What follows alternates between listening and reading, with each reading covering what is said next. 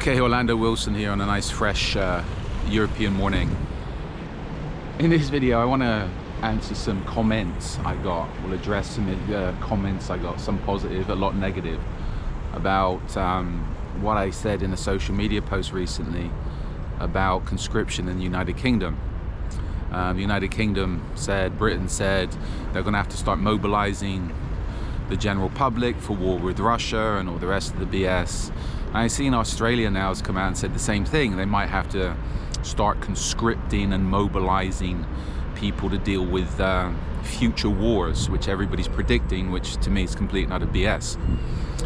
A lot of people come out of the UK saying, no, we'll fight, we'll do this, we'll do that. Idiot Boris Johnson's jumping on the bandwagon, and it's like, you know what, he should be the first one to go. Send him to Ukraine now. But all these people have come out and said, yes, conscription's a good thing, it would work, etc. You know what, it's complete and utter rubbish.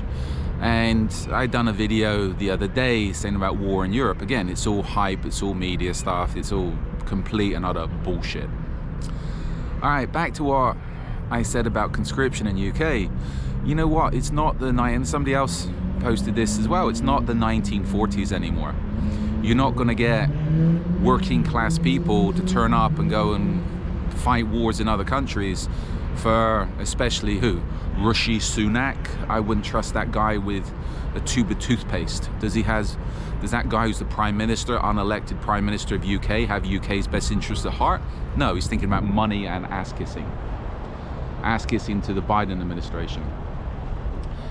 So again, going back how many years to the Second World War, yeah, that was justified. They're fighting fascists, they're fighting Nazis. Where we could argue these days, a lot of governments are supporting Nazis. But we won't talk about Ukraine in this video. And other places. Anyway, back down to the practicalities. Somebody I know, a good associate of mine, come out and said, well, you look at all the football matches, that's the recruiting ground for the soccer matches, that's the recruiting ground for Britain's army, etc. You know what, once upon a time it was. The army wanted soccer hooligans, but the army's gone too woke. And you see all these people now, nobody wants to join the military. I think the British had to lay off or lay up 2 ships because they don't have the sailors to man the ships. You know what? If you look at the football matches, the soccer matches, and that was the recruiting ground for the British military for a long time, I mean, they don't want to join. If those people wanted to join the military, they would be in the military. Now let's take your average Brit now, or your average American, your average Australian, your average European. Okay, our kids these days going to give up their comforts to join the military. Yes, it might be good talking about it, but is most people going to give up? Do they want to get up at stupid o'clock in the morning, get beasted, get ordered around, beasted, physically trained, etc. They can't slap them around anymore, which might help, but get beasted, bad food, bad accommodation, treated like shit, ordered around, and paid pennies. Do most people want that? No. And the conscript army will be a lot worse than the regular army. I got out of the British Army how many years ago because it sucked. There is no career advancement, there is no courses, there is no this, unless you're a major ass kisser. So again, what's the benefits of joining the military? Not a lot these days. In the days, these days, would I join the British Army? No. It's a little bit too woke for me. If I was looking at joining a military these days, I think the only option, one of the only option would be the French Foreign Legion, which isn't that woke, and hopefully they're not woke and they won't be woke. But as far as everybody else, forget it. So again, I'd say there'd be a major issue with disciplining people, etc. You're not going to be able to discipline them and people don't want to be there, so you're going to throw them in jail. A lot of people would sooner go to jail, be in jail, a warm prison cell, 3 meals a day, than being treated like shit in a muddy field somewhere, all right? Okay, other one, it's UK's a multicultural country these days. So is the military, is this going to be restricted to white British people or people from all ethnicities? Because accommodating all ethnicities in today's military with all their dietary requirements, religious requirements, etc., would be a nightmare. Logistically a nightmare. It wouldn't work. So again, that would have to be taken into consideration. The other thing with all these people, it makes me laugh, the stupidity of what's going on these days, especially all these supposed military experts, which to me are Muppets. They're on about fighting wars in other countries, and I've written this in one of my articles. I've written this in a few of my articles. They will bash the UK as an example, but US is at that state at the moment. The UK cannot protect its own borders. The UK has immigrants pouring across the channel in rubber dinghies. They can't stop them. They're too afraid to stop them. They're not going to turn them back because they might offend somebody. And you were talking about going to war. And I've written this in articles. How many sleeper cells, terrorists, insurgents could be mixed in with all these immigrants that's pouring across the channel, that's pouring across the southern border in the US? Are all these immigrants and asylum seekers, which in UK have been put in hotels and given phones and given money and being taken care of and all the rest of it, how many of these immigrants are actually going to be called up to fight? Wouldn't it make sense to start conscripting these people and sending them off to fight? Okay, you want a British passport, you want British residency, you know what? Sign up, you join in the military, you're off to fight for the British Army, that's it. You're off to fight for the country. If you survive, then you get a passport. The issue is, if you're sending away all the British troops, if you're sending away British citizens, regular tax-paying, respectable British citizens, who's going to be protecting the homeland? Because once all these troops are deployed, wouldn't it make sense for sleeper cells, insurgents, etc. to start causing problems in UK? Right? It's there, it's written, and I've said this to many people. Again, I was talking to guys years ago in Greece about this. There's no need for the Turks to invade Greece because Greece is full of immigrants anyway, and they just could start an uprising, that's it. Who's going to stop them? The other issue as well, from that perspective, there is no secure bases anymore.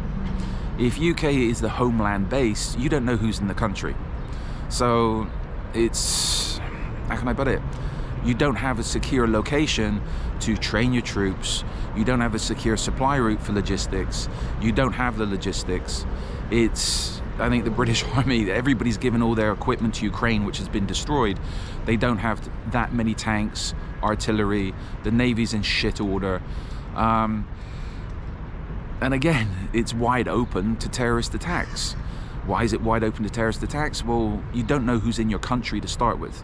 If you don't know who's in your country, if you can't protect your own country, how can you launch wars in other places if you're not protecting your own ass? And again, if all your troops, if all your focus is on foreign wars, who's going to protect your homeland? When your homeland is full of people, you don't know who they are. Anyone could be a terrorist.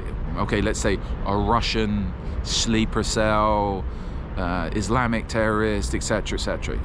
They don't know who's in the countries. So again, you have to have a secure base area before you do anything else. They don't have it. It's funny as well, and this says that the shit state of the British military at the moment.